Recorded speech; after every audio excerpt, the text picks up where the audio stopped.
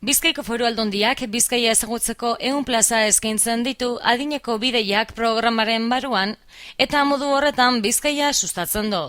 Aurtengo nobedadea Bizkaitik Bizkaira destinoa gure lurralde historikoa hobeto ezagutzeko aukera eskaintzen duen 4 zirkuitu desberdinetan dago banatuta.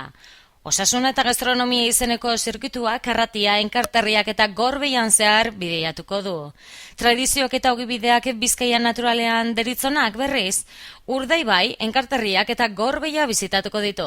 Itsasoko kultura izenekoak Bilbo, Eskuinaldea, Urdaibai eta Markina emango ditu ezagutzera.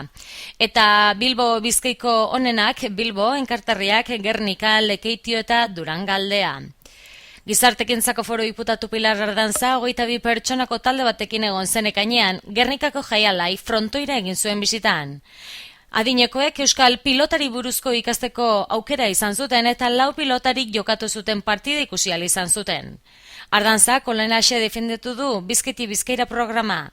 Gure lurraldeko bazterrez ezagunak ezagutzeko eta esperientzia bereziak bizitzeko aukera bat. Aldi berean, plan honek gure sektore turistikoa indartu egiten du.